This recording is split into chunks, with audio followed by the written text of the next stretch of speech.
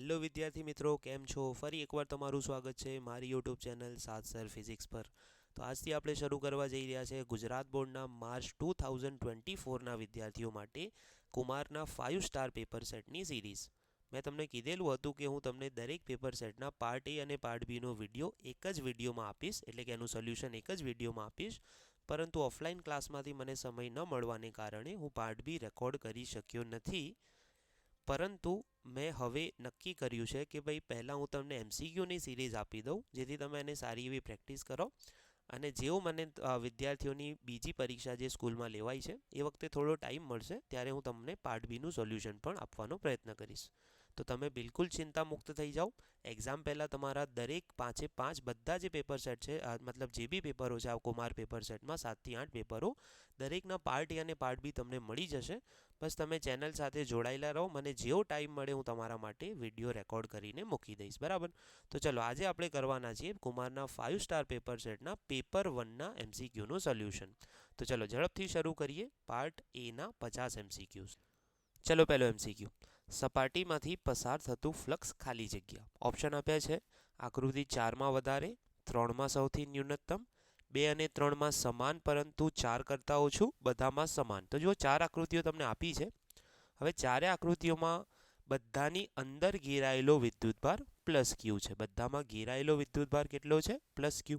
અને બધાને ખ્યાલ છે કે ભાઈ જે ગાઉસનો નિયમ છે, ગાઉસના નિયમ અનુસાર બંધ સપાટીમાંથી પસાર થતું ફ્લક્સ ક્યુ ભાગ્યા એપ્સાઇલોન 0. ક્યુ એટલે કયો? ઇનસાઇડ, એટલે ઘેરાયેલો વિદ્યુતભાર. હવે બધામાં જો ઘેરાયેલો વિદ્યુતભાર સમાન હોય તો બધામાંથી પસાર થતું ફ્લક્સ બી કેવું હોય? સમાન હોય. એટલે કે આકાર પર આધારિત નથી. આ વસ્તુ યાદ રાખજો, આકારથી સ્વતંત્ર. કોઈ બી આકાર હોય, અંદર ઘેરાયેલો વિદ્યુતભાર સમાન હોય તો ફ્લક્સ બી કેવું મળે? સમાન મળે, બરાબર? ચલો બીજું. બીજામાં કીધું છે આકૃતિમાં વિદ્યુત ક્ષેત્ર દર્શાવેલ છે, જેમાં એક વિદ્યુત ડાયપોલ આકૃતિમાં દર્શાવ્યા મુજબ રાખેલ છે. એક ડાયપોલ અહીંયા ક્ષેત્રમાં રાખેલ છે. નીચેનામાંથી કયું વિધાન સત્ય છે? ડાયપોલ કોઈ બળનો અનુભવ નહીં કરે. જમણી તરફ બળનો અનુભવ કરશે, ડાબી તરફ બળનો અનુભવ કરશે, ઉપર તરફ બળનો અનુભવ કરશે. તો પહેલી વસ્તુ એ છે કે ભાઈ જો વિદ્યુત ક્ષેત્ર સમાન હોય તો બળ 0. સમાન વિદ્યુત ક્ષેત્રમાં બળ લાગે નહીં. પણ અહીંયા આગળ તમે વિદ્યુત ક્ષેત્ર જોઈ શકો છો કે આ રેખાઓ એકબીજાથી આમ દૂર જઈ રહી છે. આ રીતે આમ આ બે ઉપર છે, પછી આ સીધી છે અને પછી આ બે નીચે છે. તો આ ક્ષેત્ર રેખાઓ એકબીજાથી દૂર જઈ રહી છે, એટલે અહીંયા ગીચ છે. અને જો હજુ તમે એમને આમ આગળ લઈ જાઓ તો એકબીજાથી છૂટી છૂટી થતી જાય છે. એટલે કે આ વિદ્યુત ક્ષેત્ર પહેલાં તો અસમાન છે. એટલે કે એક ઓપ્શન તો તમારો કેન્સલ જ થઈ ગયો કે ભાઈ કોઈ બળનો અનુભવ નહીં કરે, આ તો કેન્સલ થઈ ગયું, બરાબર? બીજી એક વસ્તુ, વિદ્યુત ક્ષેત્રમાં કોઈ બી વિદ્યુત ભાર પર લાગતા બળનું સૂત્ર છે F બરાબર QE. ઓકે, જેટલું વિદ્યુત ક્ષેત્ર વધારે એટલું બળ વધારે. તો પહેલી વસ્તુ ક્લિયર છે કે ભાઈ આ ભાગમાં વિદ્યુત ક્ષેત્ર વધારે છે, પ્રબળ છે. એનો મતલબ આ જે વિદ્યુત ભાર છે એના પર લાગતું બળ વધારે. અચ્છા, હવે એના પર કઈ દિશામાં બળ લાગે? તો બધાને ખ્યાલ છે વિદ્યુત ક્ષેત્ર જો આમ જમણી દિશામાં ઉત્પન્ન થાય તો તમારે એમ વિચારવાનું કે ભાઈ અહીંયા આગળ કોઈ ધન વિદ્યુતભાર રહેલો છે. વિદ્યુત ક્ષેત્ર ધનમાંથી ઉદ્ભવે છે, બરાબર? તો એ શું કરશે? આ ઋણને પોતાની તરફ આકર્ષે અને પેલા ધનને પોતાનાથી અપાકર્ષે. પણ આ વિસ્તારમાં જે વિદ્યુત ક્ષેત્ર છે આ વિસ્તારમાં એ વધારે પ્રબળ છે આ બાજુ કરતાં. અહીંયા પ્રબળ છે. પ્રબળનો મતલબ અહીંયા આગળ બી બળ QE લાગશે, અહીંયા આગળ બી બળ QE લાગશે. પણ અહીંયા આગળ ઈનું મૂલ્ય વધારે છે. તો એનો મતલબ આ જે લેફ્ટ સાઈડમાં બળ લાગે છે ઋણ વિદ્યુત ભાર પર એ વધારે, અને રાઈટ સાઈડમાં જે બળ લાગે છે એ કેવું? ઓછું. તો એનો મતલબ કોઈ બી વસ્તુ પર એક દિશામાં વધારે બળ લાગતું હોય તો એના પરિણામી બળની દિશા ક્યાં કહેવાય? વધારે બળ તરફ. પરિણામી બળ એનું ક્યાં કહેવાય? ડાબી બાજુ. તો ડાયપોલ ક્યાં બળ અનુભવશે? ડાબી બાજુ. સિમ્પલ, બરાબર? તો સિમ્પલ છે કે ભાઈ ઋણ વિદ્યુતભાર પર ડાબી બાજુ વધારે બળ લાગે છે, ધન વિદ્યુતભાર પર જમણી બાજુ ઓછું બળ લાગે છે, કેમ કે અહીંયા ક્ષેત્ર નિર્બળ છે, અહીંયા ક્ષેત્ર પ્રબળ છે. તો બસ એક જ વસ્તુ પર આ બાજુ વધારે લગાડો, આ બાજુ ઓછું લગાડો, તો પરિણામી ક્યાં કહેવાય? વધારેવાળી સાઈડ. એટલે ડાયપોલ ડાબી બાજુ બળ અનુભવશે, બરાબર? ચલો ત્રીજું.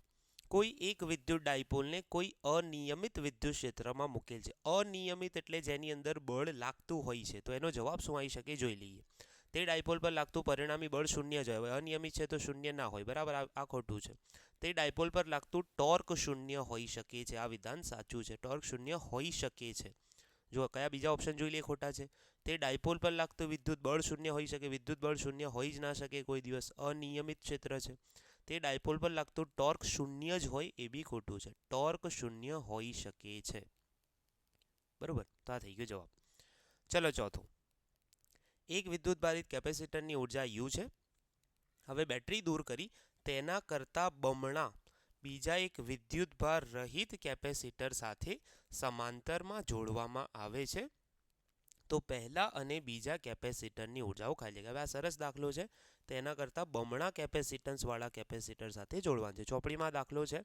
સમાન કેપેસિટર સાથે જોડો તો બંનેની ઉર્જા U/4 થાય. લગભગ ચોપડીનું છેલ્લું ઉદાહરણ છે.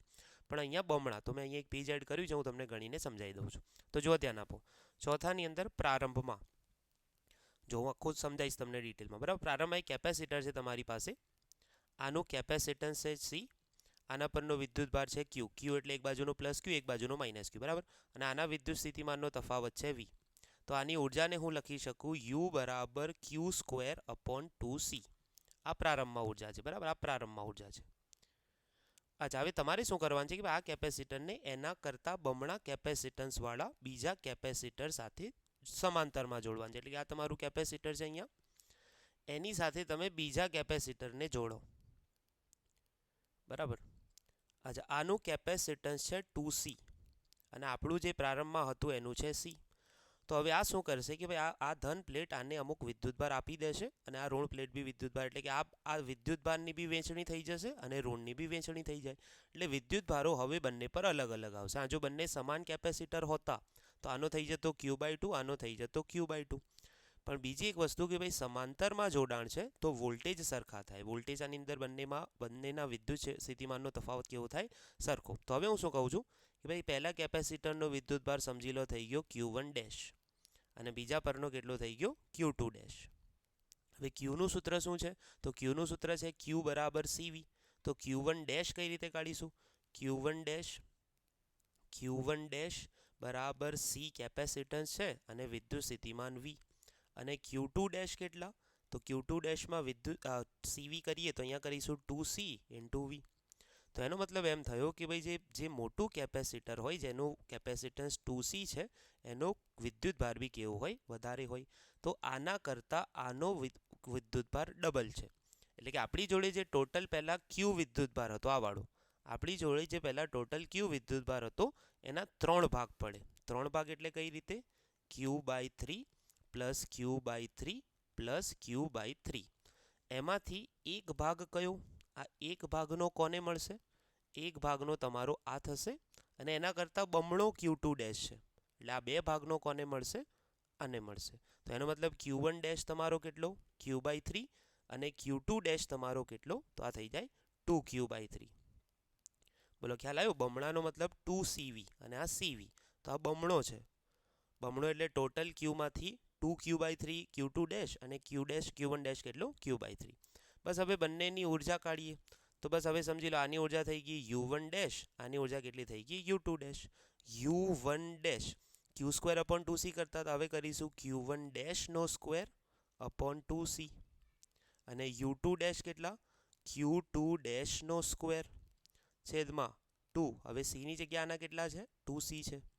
જો આ બે જે છે ને એ સૂત્રનો 2 છે, બંનેમાં આવશે. પણ આ જે 2C છે એ એનું કેપેસિટન્સ છે, બરાબર.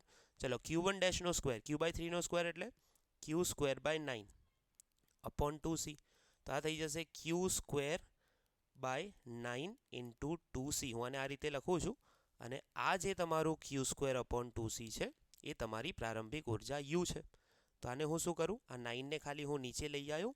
Q²/2Cની જગ્યાએ હું લખી દઉં છું U અને છેદવાળું 9 ત્યાં જ રહેશે. તો એકની ઉર્જા કેટલી? U/9. અને એ જ રીતે અહીંયા Q2-2 એટલે 2Q/3² એટલે 4Q²/9 છેદમાં 2 × 2 2 × 2C. હવે હું શું કરું છું? આ 2 થી 4ને કેન્સલ કરો તો 2 બચે. ઉપર બચે છે 2Q², નીચે બચે છે 9 × 2C.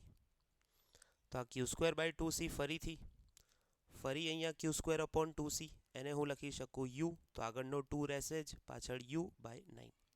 તો બીજાની ઉર્જા કેટલી? 2u/9. તો સિમ્પલ તમારે પ્રારંભમાં ઉર્જા લખવાની, પછી વિદ્યુત ભારો બંને પર કેટલા કેટલા આવે છે બસ પછી એના ઉપરથી નવો વિદ્યુત ભાર Q1' ભાગ્યા 2 એનું કેપેસિટન્સ, બીજા પરનો વિદ્યુત ભાર Q2' 2 અને એના પરનું કેપેસિટન્સ. તો એ રીતે તમે જવાબ લઈ શકો છો. તો જવાબ શું આવશે? u/9 અને 2u/9. ચલો એના પછી પાંચમું, પોલરાઇઝેશનની તીવ્રતાનો એકમ. હવે પોલરાઇઝેશનની તીવ્રતાનો એકમ તમે બધી કિંમતો મૂકશો તો ડાયરેક્ટ તમને મળે છે કુલમ પ્રતિ મીટર સ્ક્વેર. પોલરાઇઝેશનની તીવ્રતાનો એકમ શું છે? કુલમ પ્રતિ મીટર સ્ક્વેર. પોલરાઇઝેશન જે તમારું ચેપ્ટર 2માં છે, ડાયઇલેક્ટ્રિકનું પોલરાઇઝેશન, એની વાત છે, બરાબર. ચાલો છઠ્ઠું, 2 પિકોફેરેડ, 3 પિકોફેરેડ અને 4 પિકોફેરેડના 3 કેપેસિટરને સમાંતરમાં જોડેલ છે, તો સંયોજનનું કુલ કેપેસિટન્સ કેટલું થાય? હવે સમાંતરમાં સરવાળો થાય, બધાને ખ્યાલ છે, 2, 3, 4નો સરવાળો થશે 9. ચાલો સાતમું, ઈ વિદ્યુત ક્ષેત્રમાં વિદ્યુત ડાયપોલને સ્થિર સંતુલનમાં હોય તો તેની સ્થિતિ ઉર્જા. જો અહીંયા હવે જગ્યા છે, અહીંયા હું વાપરી લઉં છું. સ્થિતિ ઉર્જાનું સૂત્ર છે -PE cos θ. હવે અહીંયા શબ્દ વાપર્યો છે સ્થિર સંતુલન, એટલે સ્થાયી સંતુલન. સ્થિર સંતુલનમાં ઉર્જા સૌથી લઘુત્તમ હોય. લઘુત્તમ એટલે ઓછામાં ઓછો જવાબ. તો તમે cos θ ની જગ્યાએ +1 મૂકો તો ઓછામાં ઓછી લઘુત્તમ ઉર્જા તમને કેટલી મળશે? -PE. કેટલી મળશે? -PE. તો જવાબ આવશે -PE. કિર્ચોફનો જંક્શનનો નિયમ એ ખાલી જગ્યાનું પ્રતિબિંબ છે. તો જંક્શનનો નિયમ છે તમારું વિદ્યુતભારનું સંરક્ષણ, અને જે લૂપનો નિયમ છે તમારો બંધગાળાનો, એ શાનો છે? ઉર્જાનું સંરક્ષણ, બરાબર. ચાલો એના પછી, એક ચાંદીના તારનો 27 ડિગ્રી સેલ્સિયસ તાપમાને અવરોધ 2.1 ઓમ છે, 100 ડિગ્રી સેલ્સિયસ તાપમાને અવરોધ 2.7 ઓમ છે. તો અવરોધકતાનો તાપમાન ગુણાંક એટલે તમારે આલ્ફા શોધવાનું છે. તો જો તમને બે તાપમાનો આપ્યા છે, આપણે અહીંયા લખીએ.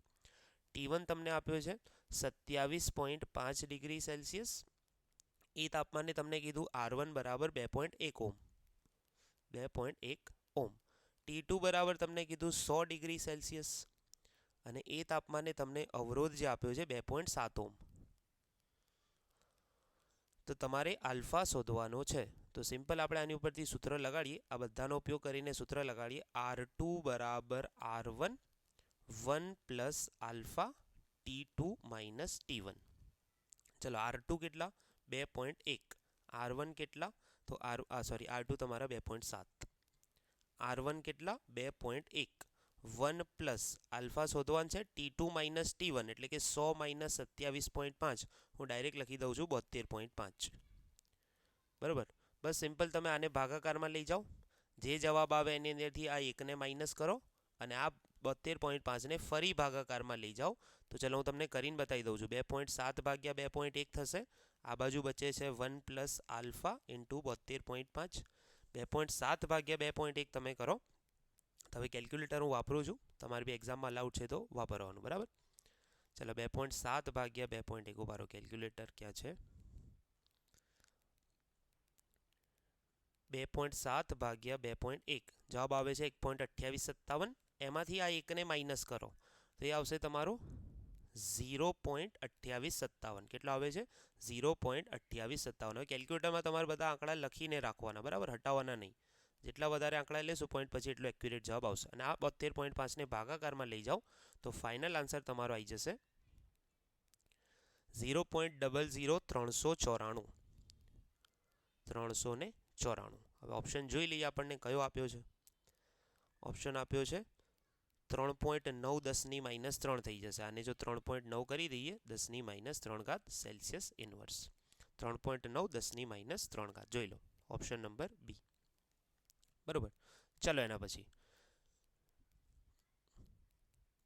10મું, વાહકનો ઓહમિક અવરોધ. જો અવરોધ V પર આધાર રાખે, I પર આધાર રાખે, V અને I પર આધાર રાખે, બંને પર આધાર રાખતું નથી. હવે ઘણા લોકોને એમ થશે કે ભાઈ અવરોધનું જે સૂત્ર છે V બરાબર IR, તો R બરાબર V/I. તમને એમ થશે કે ભાઈ બંને પર આધાર રાખે છે, પણ ખરેખર એવું નથી. કેમ કે જો તમે બેટરીના વોલ્ટેજ વધારો પરિપથમાં, તો સાથે સાથે પ્રવાહ બી વધે છે, એટલે કે બંને સાથે વધે છે, અવરોધનું મૂલ્ય બદલાતું નથી. જવાબ આવશે V અને I પર આધાર રાખતું નથી. ઓપ્શન નંબર ડી, બરાબર.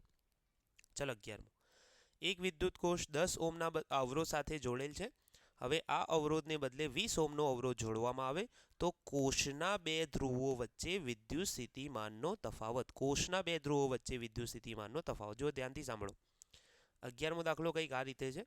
આ બેટરી છે, બેટરીનો પોતાનો આંતરિક અવરોધ હોય, એનું EMF હોય, એની સાથે તમે બાહ્ય કોઈ અવરોધ R જોડેલ છે. હવે કોષના બે છેડા વચ્ચેનો વોલ્ટેજ એટલે કે આ બે છેડા વચ્ચેના વોલ્ટેજને હું V કહી દઉં. હવે આંતરિક અવરોધ કોષનો જ ભાગ છે, બરાબર. અહીંયા તો Vનું સૂત્ર થાય છે E minus IR, sorry IR, બરાબર. V બરાબર શું થાય છે? E minus IR. અચ્છા, હવે તમને એમ કીધું છે કે ભાઈ બાહ્ય અવરોધ પહેલાં જે 10 હતો એના બદલે 20 કરો.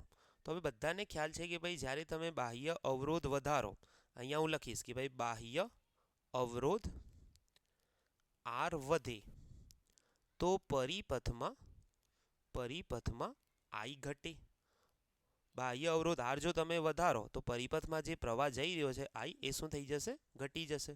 હવે તમે કોષના બે છેડાની અંદર જુઓ કે ભાઈ જો I ઘટે, આ કોષના બે છેડા વચ્ચેનો અવરોધ છે, જો I તમારો ઘટી જાય તો એનો મતલબ આ જવાબ નાનો થશે, અને માઇનસમાં આ જવાબ નાનો થાય તો આ વોલ્ટેજ શું થયો કહેવાય? વધ્યો કહેવાય. ખ્યાલ આવે છે? જેમ કે હું કહી દઉં E માઇનસ આઈની જગ્યાએ તો પહેલાં 1R. હવે સમજી લો કે ભાઈ પ્રવાહ ઘટ્યો E માઇનસ 0.5R. તો જેમ આ પ્રવાહ ઘટ્યો એમ તમારો આ જવાબ મોટો થયો, કેમ કે હવે ઈમાંથી તમારે નાની સંખ્યા બાદ કરવાની છે. પહેલાં I મોટો હતો તો મોટી સંખ્યા બાદ કરવાની હતી, તો એનો મતલબ V તમારો વધ્યો. તો યાદ રાખજો, આની અંદર વધે છે જવાબ આવશે. શું જવાબ આવશે? વધે છે. ચલો, ચુંબકીય ચાકમાત્રા M ધરાવતા પ્રવાહધારિત લૂપને બાહ્ય ચુંબકીય ક્ષેત્ર Bમાં યાદચ્છિક રીતે ગોઠવેલ છે. લૂપને તેના સમતલને લંબ અક્ષને અનુલક્ષીને, આ ઇમ્પોર્ટન્ટ શબ્દ છે, સમતલને લંબ અક્ષને અનુલક્ષીને 30 ડિગ્રીનું ભ્રમણ કરાવવા માટે કરવું પડતું કાર્ય. હવે સમતલને લંબ અક્ષ એટલે શું? આ તમારું લૂપ છે વર્તુળાકાર. ચલો હું એને દોરી દઉં આમ વ્યવસ્થિત. આ તમારું એક વર્તુળાકાર આમ લૂપ છે, બરાબર. હવે આ લૂપ જે છે તમે 3 ડાયમેન્શનમાં વિચારો કે ભાઈ પુસ્તકમાં તમે જ્યાં જોઈ રહ્યા છો સ્ક્રીન પર, ત્યાં અંદર બહારની દિશામાં છે, અંદર બહારની દિશામાં, બરાબર. એટલે કે કયા સમતલમાં જો હું તમને એક્ઝેક્ટ કહી દઉં, એક્ઝેક્ટ જો હું તમને કહી દઉં તો XYZ ની અંદરથી આ સમતલમાં તમારું લૂપ રહેલું છે. આ સમતલમાં તમારું લૂપ છે. આ કયા YZ સમતલમાં છે? કયા YZ સમતલમાં, બરાબર. અચ્છા, સમતલને લંબ પસાર થતી અક્ષ એટલે આ. અચ્છા, હવે આની અંદર તમારે સમતલને, અચ્છા, તમારે જે કાર્યનું સૂત્ર છે, કાર્ય એટલે સ્થિતિ ઉર્જા, U બરાબર માઇનસ PE સાઇન થીટા. સ્થિતિ ઉર્જાનો ફેરફાર એટલું તમારે કાર્ય કરવું પડે. હવે PE સાઇન થીટામાં શું હોય છે? Minus P dot E, sorry P cross E. અચ્છા, પેલું હતું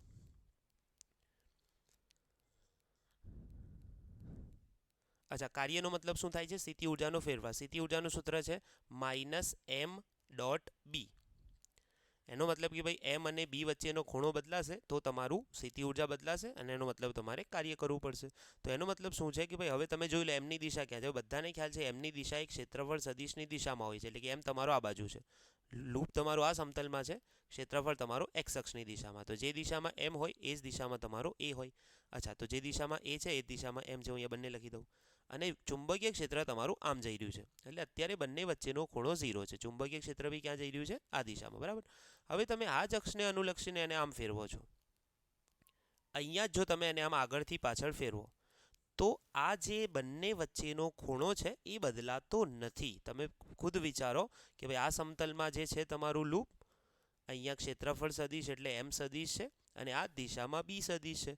જો તમે આને આમ જ ફેરવ્યા કરો, આ જ સમતલમાં આમ ગોળ ગોળ ફેરવો, તો એનો મતલબ આજે એ છે એની કોઈ દિશા બદલાવાની નથી. હા, જો તમે આને આમ પાછળ ફેરવો, પાછળથી આગળ ફેરવો તો તમારી એની દિશા બદલાય. પણ તમે એને આમ અહીંયા ને અહીંયા એ જ સમતલમાં ફેરવો છો, કે એટલે કે આ જ અક્ષને અનુલક્ષીને ફેરવો છો, તો આ ખૂણો બદલાતો નથી. ખૂણો ના બદલાય એનો મતલબ કોઈ બી કાર્ય કરવું પડતું નથી. ક્લિયર? ચાલો 13મું. એક ચલિત ગૂંચળાવાળા ગેલ્વેનોમીટરની પ્રવાહ સંવેદિતા 5 ડિવિઝન પર મિલી એમ્પિયર અને વોલ્ટેજ સંવેદિતા 20 ડિવિઝન પર વોલ્ટ. તો ગેલ્વેનોમીટરનો અવરોધ કેટલો? જો સરસ દાખલો છે આની અંદર. પ્રવાહ સંવેદિતા, ચલો અહીંયા પેજ છે બીજું એક. પ્રવાહ સંવેદિતાનો મતલબ છે કે ભાઈ આવર્તનને આપણે થીટા ભાગ્યા પ્રવાહ બરાબર NAB અપોન K. અને વોલ્ટેજ સંવેદિતા કેટલી છે? વોલ્ટેજ સંવેદિતા આવર્તન પ્રતિ વોલ્ટેજ, તો NAB/KR. તમને આનું મૂલ્ય આપ્યું છે. પ્રવાહ સંવેદિતા કેટલી આપી છે? 5 ડિવિઝન પર મિલી એમ્પિયર. 5 ડિવિઝન પર મિલી એમ્પિયર એટલે કે 5 આવર્તન, 5 કાપાઓ કાપે છે, બરાબર. 5 પ્રતિ મિલી એમ્પિયર, ડિવિઝન પ્રતિ મિલી એમ્પિયર એટલે 10⁻³ એમ્પિયર. તો આનો જવાબ થાય 5 × 10⁻³ મિલી એમ્પિયરના નીચે એમ્પિયર કરે. અને આ કેટલા છે? 20 ડિવિઝન પર વોલ્ટ. તો આ તો પર વોલ્ટમાં જ આપ્યા છે. બંનેનો ગુણોત્તર લઈ લઈએ આપણે. બંનેનો ગુણોત્તર લઈ લઈએ તો પ્રવાહ સંવેદિતા ભાગ્યા વોલ્ટેજ સંવેદિતા. પ્રવાહ સંવેદિતા ભાગ્યા વોલ્ટેજ સંવેદિતા. તો ચલો આ થઈ જશે. તમે બંનેનો જો ગુણોત્તર લઈ લો, NAB કેન્સલ, KK કેન્સલ, ઉપર તો બધું ઉડી ગયું. છેદમાં વોલ્ટેજ સંવેદિતાનો 1/R રહી જશે. આ R તમારો ઉપર આવશે. પ્રવાહ સંવેદિતાની કિંમત કેટલી છે? 5 × 10⁻³. વોલ્ટેજ સંવેદિતાની કિંમત કેટલી છે? 20 એટલે 2 × 10⁻1 હું લખી દઉં છું એને, બરાબર. R ઉપર આવ્યો તો 5/2 કેટલા? 2.5. આ +1 ઉપર આવે તો -1 એટલે 10⁻2 બચશે, બરાબર. કેટલા? R. તો R બરાબર 250 ઓહ્મ. તો ખાસ ધ્યાન રાખવાનું, પ્રવાહ સંવેદિતા કયા એકમમાં આપી છે? પર મિલી એમ્પિયરમાં આપી છે. જવાબ આવશે તમારો 250. ઓપ્શન નંબર સી, સિમ્પલ, બરાબર.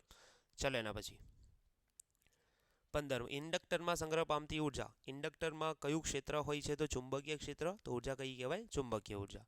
એસી જનરેટરમાં T/4 સમયે ઉત્પન્ન થતા EMFનું મૂલ્ય. હવે આની અંદર તમે બે રીતે જવાબ લઈ શકો, આલેખની મદદથી અને સૂત્રની મદદથી. જો એસી જનરેટરમાં વોલ્ટેજનું સૂત્ર છે EMFનું NBA sin ωt. ચલો NBA sin ઓમેગાની જગ્યાએ હું લખી દઉં 2π/T. અને કયા સમયે પૂછ્યું છે? તો T/4. TT કેન્સલ, 2 દુ 4 કેન્સલ, તો પાછળ બચે છે sin π/2. sin π/2 એટલે sin 90. જવાબ આવશે NBA. અને આપણે E મેક્સિમમ બી કહીએ છીએ.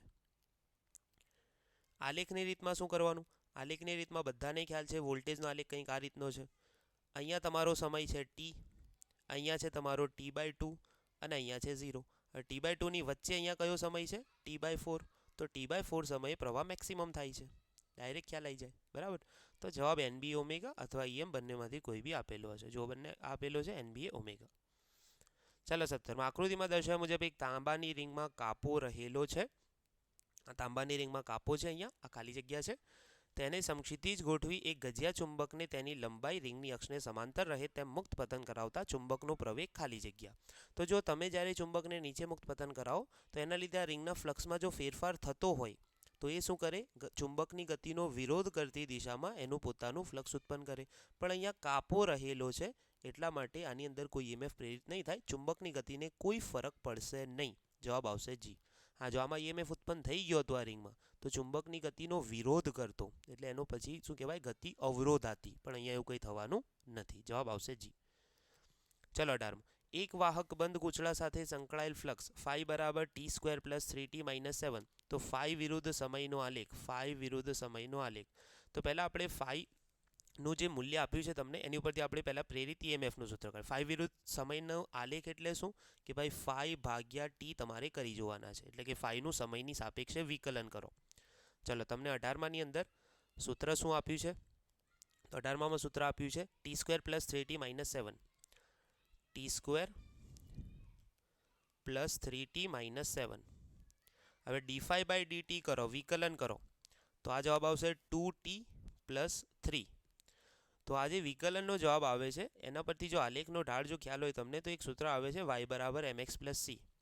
તો એના જેવું સ્વરૂપ છે આ વિકલનનું, તો એનો મતલબ આલેખ જે હશે તમારો સુરેખા હશે. તો ડાયરેક્ટ બી તમે યાદ રાખો તો કોઈ વાંધો નથી, પણ યાદ રાખજો કે ભાઈ આનો પહેલાં તમારે ઢાળ કાઢવાનો છે, એટલે કે એનું તમારે વિકલન કરવાનું છે. જવાબ શું આવશે? સુરેખા. ચલો પ્રેરકત્વનો એકમ. પ્રેરકત્વમાં તમે અન્યોન્ય લઈ લો, આત્મ લઈ લો. E = -L di/dt. ચલો ઈનો ડાબી બાજુ વોલ્ટ થાય, ડીટીને જો તમે અહીંયા લઈ જાઓ તો સેકન્ડ થાય, અને ડીઆઈને તમે નીચે લઈ જાઓ તો એમ્પિયર થાય. વોલ્ટ સેકન્ડ પર એમ્પિયર. Option number C. ચલો 20મો. આર અને સી શ્રેણીમાં હોય તેવા એસી પરિપથમાં પ્રવાહ એ વોલ્ટેજ કરતાં કળામાં ખાલી જગ્યા. જો આની અંદર હું એક પેજ એડ કરું છું. અહીંયા શું છે? આર અને સી શ્રેણીમાં હોય, તમારી જોડે એક એસી સર્કિટ છે, એની અંદર આર અને સી શ્રેણીમાં છે. આ આર છે તમારું અને આ કેપેસિટર છે. ચલો આનું આપણે જો ફેઝર ડાયાગ્રામ દોરીએ, ચલો દોરીએ આપણે અહીંયા કે ભાઈ આ તમારો પ્રવાહ છે, સોરી આ આર છે, એની અંદર પ્રવાહ અને વોલ્ટેજ સમાન કળામાં હોય છે, એટલે કે આ તમારો વી આર છે અને એની અંદર પ્રવાહ રેઝિસ્ટર એટલે કે અવરોધમાં પ્રવાહ અને વોલ્ટેજ સમાન કળામાં. બીજું છે કેપેસિટર. કેપેસિટરમાં પ્રવાહ આગળ હોય તો કેપેસિટરના વોલ્ટેજ પાછળ, વીસી તમારા પાછળ. તો પરિણામી જે તમારો વોલ્ટેજ આવશે આ બંનેનો કંઈક આ રીતે આવશે. પરિણામી વોલ્ટેજ તમારો આ રીતે આવશે. તો પરિણામી વોલ્ટેજ કરતાં જે પ્રવાહ છે એ આટલો આગળ છે. આ ખૂણો જે તમને જોવાય છે, ઉભા હું તમને ફરી વ્યવસ્થિત દોરવા વીઆર મેં વચ્ચે લખી દીધો. આ તમારો પ્રવાહ છે, અહીંયા તમારો આ અવરોધનો વોલ્ટેજ વીઆર, કેપેસિટરમાં વોલ્ટેજ પાછળ હોય તો વીસી. બંનેનો જો તમે પરિણામી કાઢો તો તમને આ મળે છે. હવે આ જે પરિણામી છે એ વોલ્ટેજ પ્રવાહ કરતાં પાછળ છે, ફાઈ. કેટલો? તો ટેન ફાઈનું સૂત્ર લખીએ. ટેન ફાઈ સામેની બાજુ, આ સામેની બાજુ છે, આ સામેની બાજુ કોના જેટલી છે? વીસી. અને પાસેની બાજુ આ કર્ણ છે તમારો, આ વચ્ચેવાળો કર્ણ છે, આ પાસેની બાજુ કોના જેટલી છે? વીઆર જેટલી છે. હવે તમે આને અવરોધના સ્વરૂપમાં બી લખી શકો, વીસીને લખી શકો એક્સી અને આને લખી શકો આર. એક્સી બરાબર 1/c ઓમેગા ઇન્ટુ આર.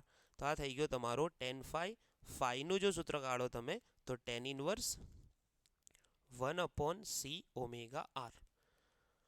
તો હવે જો પ્રશ્નમાં પૂછ્યું હોય વોલ્ટેજ તો આટલો પાછળ કહેવાય, પ્રવાહ તો આટલો આગળ કહેવાય. પ્રશ્નમાં શું પૂછ્યું છે કે ભાઈ પ્રવાહ એ વોલ્ટેજ કરતાં, તો ફાઈ બરાબર ફાઈના બદલે આ લોકોએ થીટા લીધો છે, આગળ છે. જો પાછળ છે તો ના આવે, પાછળ બી ના આવે. આગળ છે તો કેટલો છે? આટલો. Tan inverse 1/ωc R. તો સિમ્પલ તમારે ટેન ફાઈ કાઢવાનું, બરાબર. તો આ થઈ ગયા તમારા 20. અચ્છા 21મો બાકી. એલસીઆર શ્રેણી પરિપથમાં અનુનાદ ઉત્પન્ન થાય ત્યારે ઇમ્પિડન્સનું રિએક્ટિવ ઘટક અનુનાદ બરાબર એક્સી, અનુનાદ એટલે એક્સી બરાબર એક્સએલ થઈ જાય. હવે ઇમ્પિડન્સનું જે સૂત્ર છે તમારું ઝેડ બરાબર under root r square plus x c minus એક્સએલનો સ્ક્વેર. હવે એક્સી બરાબર એક્સએલ થઈ ગયા તો આ બંનેની બાદબાકી 0 આવે, તો જવાબ શું આવશે તમારો? શૂન્ય થાય છે. 21માં તમારો જવાબ શું આવશે? શૂન્ય. તો અહીંયા સુધી 21 પૂરા થયા. ચલો નેક્સ્ટ. ચાલો એના પછી જે તમારો 22મો છે ક્યુ ફેક્ટર. અચ્છા ક્યુ ફેક્ટર તમારા નવા સિલેબસમાં નથી, જૂની ચોપડી જો તમારા જોડે હોય તો હશે. ક્યુ ફેક્ટરનો મતલબ છે ક્વોલિટી ફેક્ટર, તો તીક્ષ્ણતા વધારે જવાબ આવશે, પણ આ સિલેબસમાં નથી, બરાબર. તો તમે એને કેન્સલ કરી શકો છો. ચલો 23મું. એક એલસીઆર શ્રેણી પરિપથ ઉદ્ગમ સાથે જોડેલ છે. ઉદ્ગમની આવૃત્તિ બદલાય છે, તો આવૃત્તિના નાના મૂલ્યથી સતત વધારીએ તો પાવર ફેક્ટર શું થતો જાય? જો પાવર ફેક્ટરની અંદર તમને સૂત્ર ખબર છે કોસ ફાઈ. પાવર ફેક્ટરનું સૂત્ર છે કોસ ફાઈ. કઈ રીતે એનો જવાબ શું આવે છે? તો તમારી જોડે એક ત્રિકોણ હતો આ ફાઈવાળો, અહીંયા આવે છે એક્સી માઇનસ એક્સએલ, અહીંયા આવે છે આર, અહીંયા આવે છે ઝેડ. તો આ ત્રિકોણમાં કોસ લગાડો તો સામેની બાજુ એક્સી માઇનસ એક્સએલ, કર્ણ છે તમારો ઝેડ. હવે એક્સીનું સૂત્ર તમને ખબર છે એક્સી બરાબર 1/c ઓમેગા અને એક્સએલ બરાબર શું છે? L omega. તો એનો મતલબ શું થયો કે ભાઈ જો તમે આવૃત્તિ બદલતા જાઓ ઓમેગા, જેમ જેમ આવૃત્તિ વધારતા જાઓ નાનાથી મોટા, તો એક્સી તમારો નાનો થતો જાય, એક્સએલ તમારો મોટો થતો જાય. કેમ કે ઓમેગા વધે તો એક્સએલ વધે. તો એક્સી નાનો થતો જાય, એક્સએલ મોટો થતો જાય. એક ચોક્કસ આવૃત્તિ એવી આવશે જ્યારે આ બંને સરખા થઈ જાય, જેને આપણે શું કહીએ છીએ? અનુનાદ આવૃત્તિ. તો એનો મતલબ આ જવાબ 0.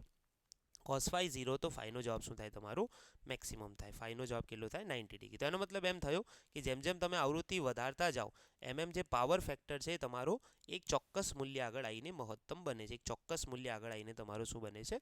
મહત્તમ બને છે. તો જવાબ શું આવશે? ચોક્કસ આવૃત્તિએ મહત્તમ બને છે, બરાબર. ચાલો એના પછી પ્રકાશના કયા રંગની તરંગ લંબાઈ સૌથી મહત્તમ છે? તો લાલ રંગની તરંગ લંબાઈ સૌથી મહત્તમ છે. સ્થાનાંતર પ્રવાહનો સ્ત્રોત. સ્થાનાંતર પ્રવાહ જે છે એ કેપેસિટરની બે પ્લેટો વચ્ચે આપાત થાય તો એની અંદર જે વચ્ચે વિદ્યુત ક્ષેત્ર બદલાય એના લીધે ઉત્પન્ન થાય છે. 26મું. એક ગોળી અરીસામાં 100 સેન્ટીમીટર ઊંચાઈની વસ્તુનું પ્રતિબિંબ 25 સેન્ટીમીટરનું મળે અને ચત્તુ મળે છે તો? ચાલો પહેલાં તો ચત્તુ એટલે સીધું પ્રતિબિંબ હંમેશા આભાસી હોય, વાસ્તવિકવાળા બે ઓપ્શન ખોટા. પછી અંતર્ગોળ છે કે બહિર્ગોળ? બધાને ખ્યાલ છે બહિર્ગોળની અંદર જે સીધું પ્રતિબિંબ મળે છે એ હંમેશા અહીંયા નાનું મળે છે. બહિર્ગોળમાં આભાસી ચત્તુ પ્રતિબિંબ હંમેશા નાનું મળે. અહીંયા આગળ અહીંયા આગળ તમને નાનું પ્રતિબિંબ આપ્યું છે. અચ્છા, બીજી એક વસ્તુ કે ભાઈ જે અંતર્ગોળ હતો તમારો એની અંદર જે આભાસી પ્રતિબિંબ મળે છે બધાને ખ્યાલ છે એફથી આગળ જો વસ્તુ મૂકવામાં આવે તો અહીંયા મળે છે. એ હંમેશા કેવું મળે છે? મોટું મળે છે. તો અંતર્ગોળમાં મોટું પ્રતિબિંબ મળે જો ચત્તું હોય. અહીંયા પ્રતિબિંબ 25 છે, વસ્તુ 100 છે, તો નાનું પ્રતિબિંબ મળે છે તો એ અરીસો કેવું હશે? તમારો બહિર્ગોળ હશે. Option number D. ચલો, એક પ્રકાશનું કિરણ આઈ માધ્યમમાંથી જે માધ્યમમાં દાખલ થાય તો આઈની સાપેક્ષે જેનો વક્રીભવનાંક મ્યુ જે આઈ. આ લોકો આઈને આગળ લખે, આપણે આમ લખતા હોઈએ છીએ મ્યુ જે આઈ, જો કૌંસમાં બી લખીને આપ્યું છે. દર્શાવીએ તો મ્યુ 1 2 મ્યુ 3 2 મ્યુ 3 4 બરાબર ખાલી જગ્યા. તો જો કરીએ આનો મ્યુ 1 2 આ રીતે લખ્યું છે. પહેલા ઓપ્શન પ્રશ્ન લખી દઈએ. મ્યુ 1 2 ગુણ્યા 2 3 અને 3 4, 2 3 અને 3 4. તો આનો જવાબ શું આવશે? આનો જવાબ આવશે મ્યુ 1 2 બરાબર મ્યુ 1 ભાગ્યા મ્યુ 2, મ્યુ 2 3 એટલે મ્યુ 2 ભાગ્યા મ્યુ 3, અને મ્યુ 3 4 એટલે મ્યુ 3 ભાગ્યા મ્યુ 4. ચલો કેન્સલ થતા હોય એને કરી દો. 2 2 કેન્સલ, 3 3 કેન્સલ. જવાબ બચે છે મ્યુ 1 ભાગ્યા મ્યુ 4. આને તમે બે રીતે લખી શકો. આને લખી શકો તમે મ્યુ 1 4, અથવા તો આ જ જવાબને તમે હજુ આગળ લઈ જાઓ તો આને લખી શકાય 1/, મ્યુ 4 ભાગ્યા મ્યુ 1. અંશને હું છેદમાં લાવું તો એ છેદના છેદમાં જાય, તો આને તમે લખી શકો 1/, મ્યુ 4 1. તો જે બી ઓપ્શન આપ્યો હોય તમને આપ્યો છે 1/, મ્યુ 4 1, અથવા જો અંશમાં જવાબ આપ્યો હતો તો મ્યુ 1 4 આપ્યો હતો, છેદમાં આપ્યો છે તો મ્યુ 4 1. બરાબર. ચલો, 5 મિલીમીટર જેટલી વસ્તુ કાચની કેન્દ્ર લંબાઈવાળા માઇક્રોસ્કોપની મોટવણી 400 છે. જો ટ્યુબની લંબાઈ 20 સેન્ટીમીટર હોય તો નેત્રકાચ, જો વસ્તુકાચ એટલે ઓબ્જેક્ટિવ જેને કહીએ છીએ, અને નેત્રકાચ એટલે આઈપીસ. ચલો, 5 મિલીમીટર જેટલી વસ્તુકાચની કેન્દ્ર લંબાઈ 28 ની અંદર ઓબ્જેક્ટિવની કેન્દ્ર લંબાઈ છે 5 મિલીમીટર. શું શું આપી છે પહેલાં લખી દઈએ. પછી કીધું તમને કે ભાઈ માઇક્રોસ્કોપની મોટવણી 400 છે. મોટવણી તમારી કેટલી છે? 400. પછી તમને એમ કીધું કે ભાઈ tube length 20 centimetre, tube length L, L એટલે FO પ્લસ FE બરાબર કેટલા છે? 20 સેન્ટીમીટર. ઓપ્શન જોઈ લઈએ. સેન્ટીમીટરમાં આપ્યા છે તો આ 5 મિલીમીટરને આપણે 0.5 સેન્ટીમીટર કરી દઈએ. તો તમને પૂછ્યું છે નેત્ર કાચની કેન્દ્ર લંબાઈ એટલે કે આઈપીસની કેન્દ્ર લંબાઈ તમારી કેટલી હશે? તો સિમ્પલ તમારું ટેલિસ્કોપની મોટવણી, સોરી સૂત્ર છે તમારું માઇક્રોસ્કોપની મોટવણી. માઇક્રોસ્કોપની મોટવણી તમને આપી છે તો સૂત્ર છે તમારું L/FO D/FE. ચાલો, મોટવણી તમને કેટલી આપી છે? 400. L કેટલા? 20. FO સેન્ટીમીટરમાં 0.5, D કેટલા? 25. FE તમારે શોધવાના છે. FE ને કરતાં બનાવેલો ઉપર 25 ગુણ્યા 20 500, અને નીચે 400 ગુણ્યા 0.5 200.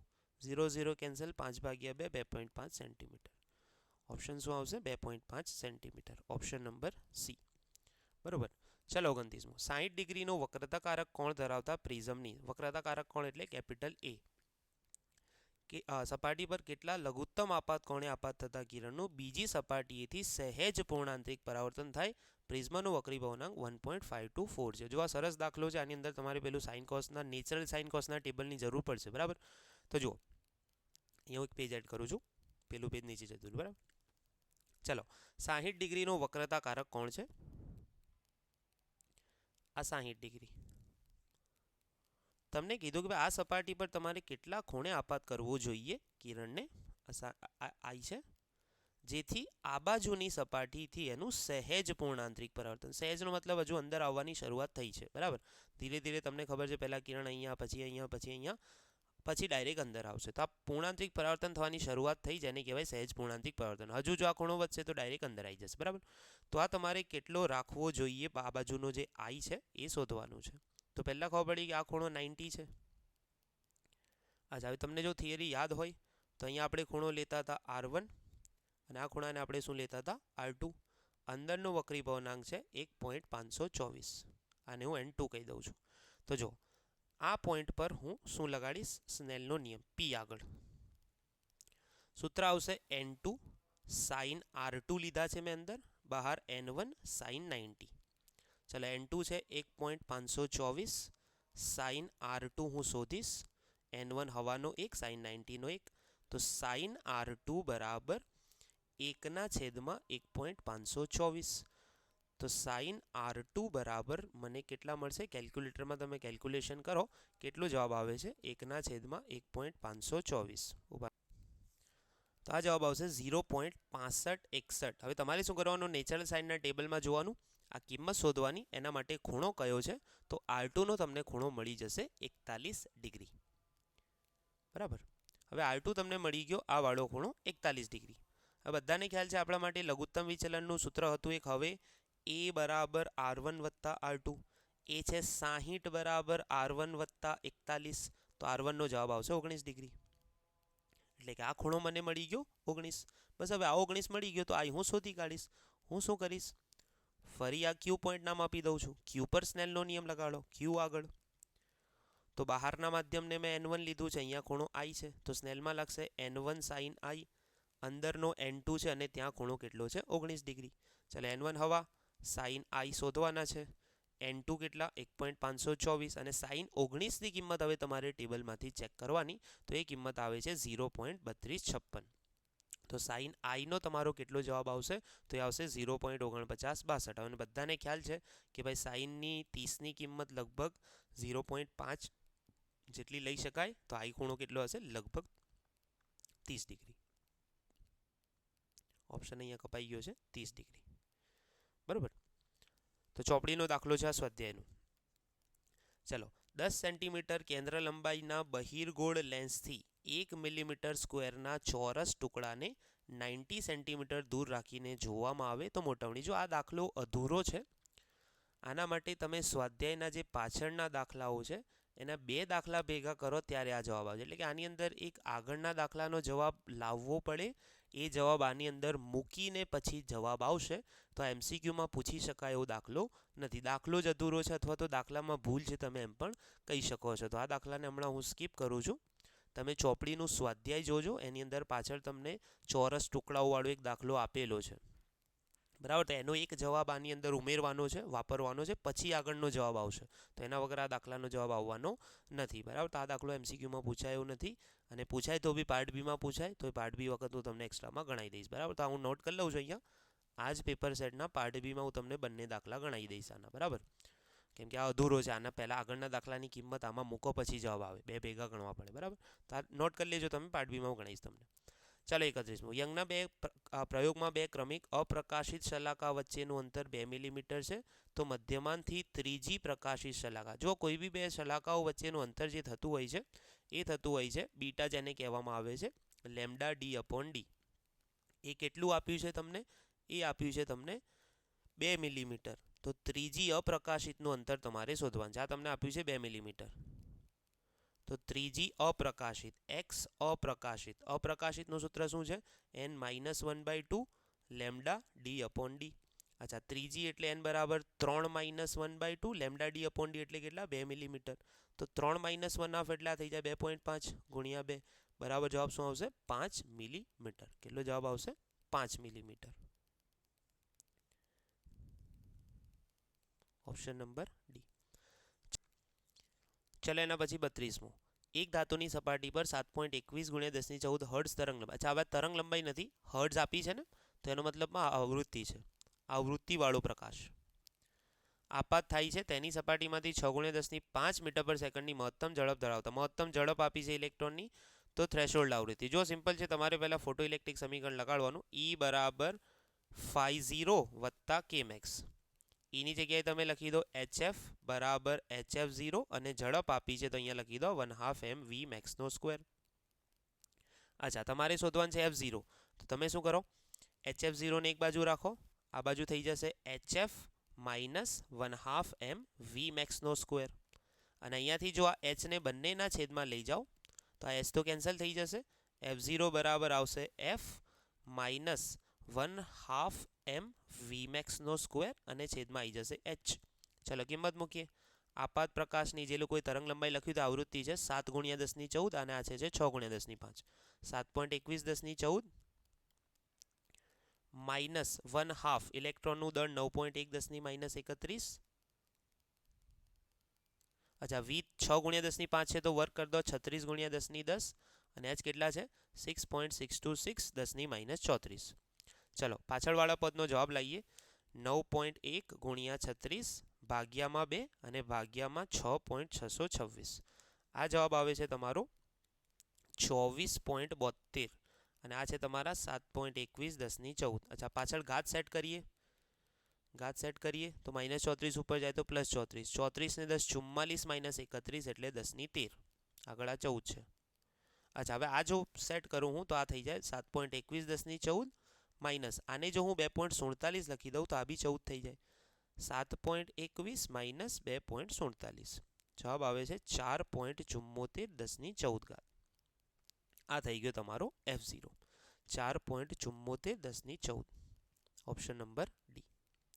બરોબર. ચલો, સોડિયમ અને તાંબા માટે વર્ક ફંક્શન અનુક્રમે 2.3 ઇલેક્ટ્રોન વોલ્ટ અને 4.5 ઇલેક્ટ્રોન વોલ્ટ છે. તો થ્રેશોલ્ડ તરંગ લંબાઈઓનો ગુણોત્તર, વર્ક ફંક્શન છે તમારું 50. પેજ ઉપર એડ કરવાનું છે. વર્ક ફંક્શન છે તમારું 50. સોડિયમ અને તાંબુ, સોડિયમ અને તાંબાને હું લખું છું કોપર. 5 સોડિયમ ભાગ્યા 5 કોપર, તો આ થાય HC upon lambda sodium, HC upon lambda copper.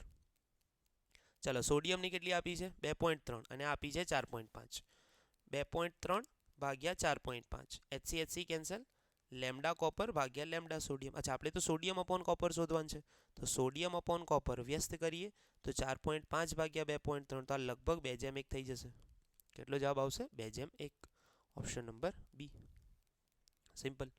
ચાલો, એના પછી 34મું. ઉત્સર્જક પ્લેટની સાપેક્ષે કલેક્ટર પ્લેટ પરના જે ખાલી જગ્યા વિભવ, વિભવનો મતલબ થાય વોલ્ટેજ, ફોટોઇલેક્ટ્રિક પ્રવાહ શૂન્ય બને, જે કલેક્ટર પ્લેટ પરના જે પોટેન્શિયલ આગળ, જે વિભવ આગળ ફોટો પ્રવાહ શૂન્ય બને તેને સ્ટોપિંગ પોટેન્શિયલ, તો એને કહેવાય છે લઘુત્તમ ઋણ. ઓછામાં ઓછો કેટલો તમે ઋણ લાગશો તો ત્યાંથી પ્રવાહ અટકી જશે, એને કહેવાય છે સ્ટોપિંગ પોટેન્શિયલ. જવાબ આવશે લઘુત્તમ ઋણ. ચાલો, સોડિયમ અને પોટેશિયમના ટુકડાને સૂર્યપ્રકાશમાં મૂકતા, કોઈ બી ધાતુના ટુકડાને તમે સૂર્યપ્રકાશમાં મૂકો છો તો ઇલેક્ટ્રોન મુક્ત કરે છે, ફોટો ઇલેક્ટ્રિક ઉત્સર્જન, પ્રકાશની ઉર્જા મળે છે. તો ઇલેક્ટ્રોન ગુમાવે તો પોતે કેવું બને છે, ધન બને છે. ચલો 36. ધરા સ્થિતિમાં બોરના સાદા મોડેલ પ્રમાણે, અચ્છા, આ પ્રશ્ન બી તમારો શું કહેવાય એચકટ વાળો જે છે ને એ તમારો જૂના સિલેબસ વાળું જ છે થોડુંક, પણ તો બી સમજી લઈએ. બોરના સાદા મોડેલ પ્રમાણે H પરમાણુમાંના ઇલેક્ટ્રોનનું કોણીય વેગમાન એચકટ, એચકટ વંચાય, એચકટનો મતલબ થાય છે H/2π. કોણીય વેગમાન એ સદિશ છે અને તેથી શક્ય બધી જ દિશાઓ તરફ નિર્દેશ કરતા સદિશવાળી અનંત કક્ષાઓ મળે. હકીકતમાં સાચું નથી. હવે આનું કારણ છે કે ભાઈ, કારણ કે બોહર મોડેલ કોણીય વેગમાનના ખોટા મૂલ્યો આપે છે.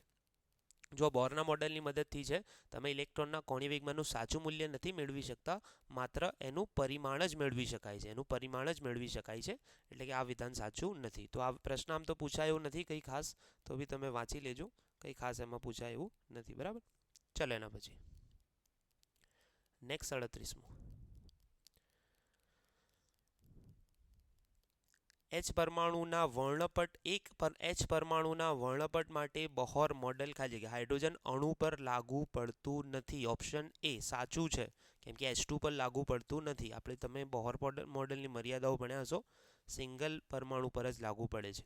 He પર લાગુ પડે છે, ખોટું છે. He તો મોટો છે, એની અંદર તો એક કરતાં વધારે ઇલેક્ટ્રોન છે. ઓરડાના તાપમાને જ માન્ય, ખોટું છે. સતત અને અસતત, ખોટું છે. રેખાઓને આ કંઈ કરતો નથી. 10 ગણા આયોનાઇઝ સોડિયમના પરમાણુની આયનીકરણ ઉર્જા, કોઈ બી પરમાણુની આયનીકરણ ઉર્જાનું સૂત્ર છે -13.6 Z² n². 10 ગણા એટલે એની અંદરથી 10 ઇલેક્ટ્રોન રિમૂવ કરી દો. સોડિયમમાં ખરેખર 11 હોય, 10 રિમૂવ કરી દો તો એ બરાબર -13.6 Z² એટલે સોડિયમનો 11² કરવો પડશે તમારે. Z² ની જગ્યાએ 11², તો ઓપ્શન આવશે તમારો ઓપ્શન નંબર ડી. આયનીકરણ ઉર્જા હંમેશા ધન હોય, અમે પ્લસ ખાલી મૂક્યો છે, આ માઇનસ મૂક્યો છે, જવાબ શું આવશે પ્લસ. બરાબર. ચલો, Z² ની જગ્યાએ 11².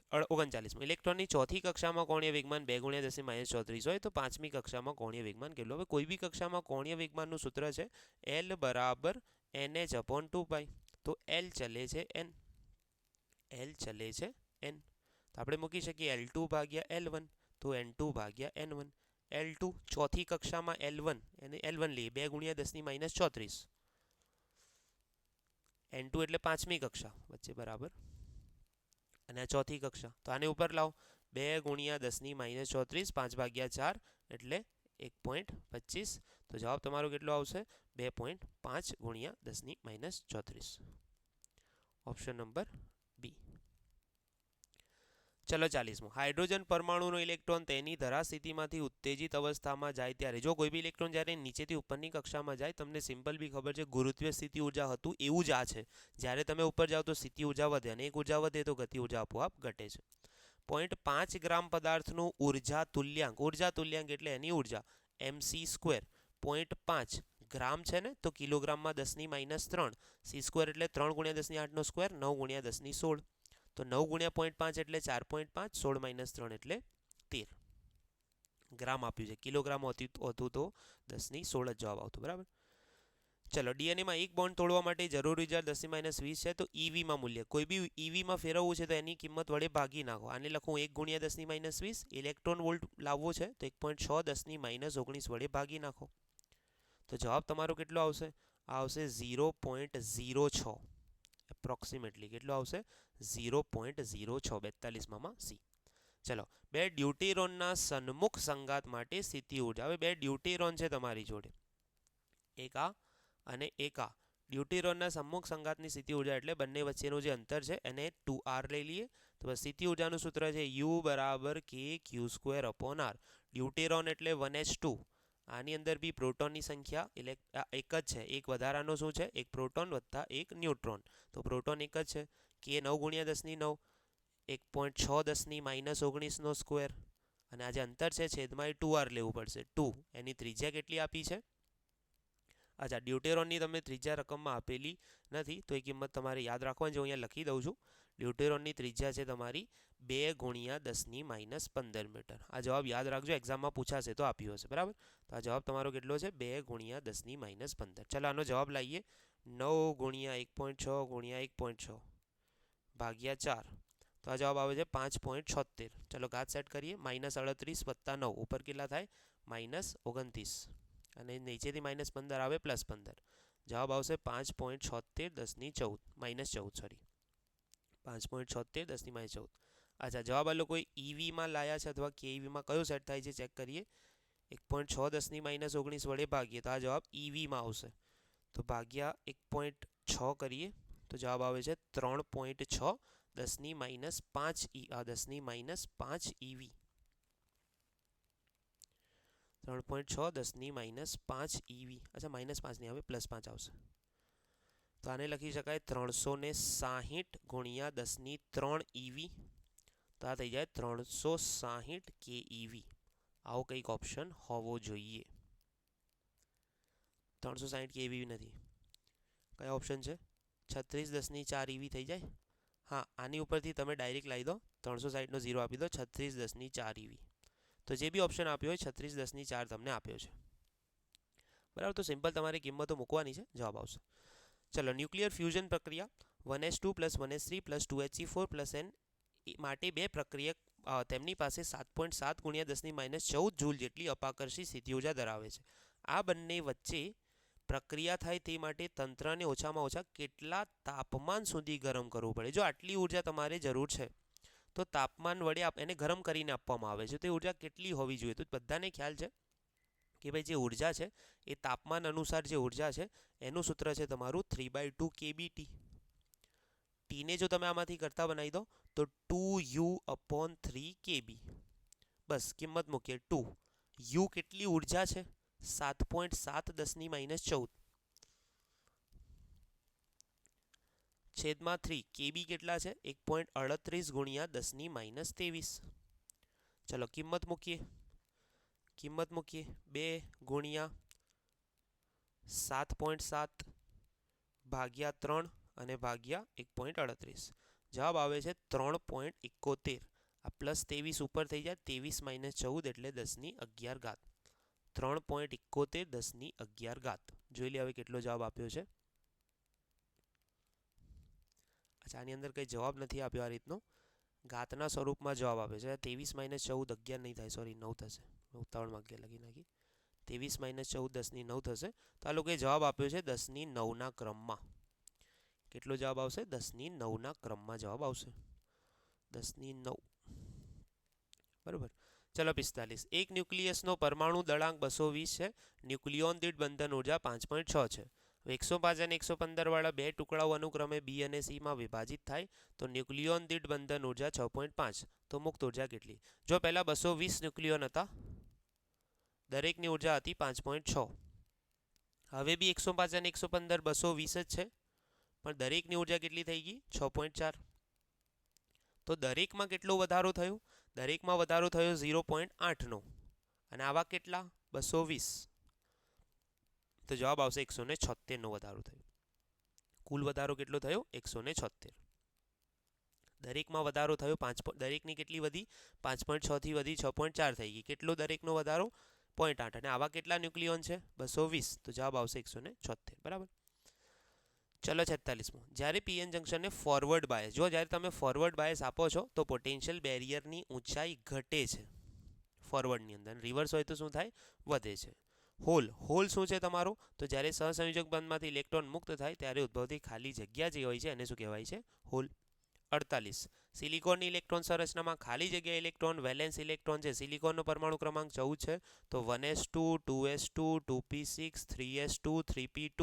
તો આ જે પાછળવાળા છે 3s2 3p2 એ તમારા શું છે? વેલેન્સ ઇલેક્ટ્રોન કહેવાય છે. બરાબર. તાપમાનના ઘટાડા સાથે આ પ્રશ્ન વાંચવાનો. બરાબર. અવરોધકતા, જો તાપમાન વધે તો ધાતુની અવરોધકતા વધે છે, પણ ઘટાડો થાય તો અવરોધકતા ઘટે છે. અને અર્ધવાહકોની અવરોધકતા તાપમાન વધે તો ઘટે છે, પણ અહીંયા તાપમાન ઘટાડવાનું છે, તો અહીંયા શું જવાબ આવશે? વધે છે. ઘટે અને વધે, ઓપ્શન નંબર બી. ચાલો એના પછી ટ્રાયવેલન્ટ અને પેન્ટાવેલન્ટ અશુદ્ધિઓ વિદ્યુતની દ્રષ્ટિએ ખાલી જગ્યા. જો અશુદ્ધિઓ પોતે તો તટસ્થ જ હોય છે, એની અંદર કોઈ એવું નથી કે ભાઈ ધન છે કે ઋણ. અશુદ્ધિઓ તો પોતે શું હોય છે? તટસ્થ જ હોય છે. બરાબર. Okay, option number C. તો અહીંયા તમારા MCQ પૂરા થાય છે.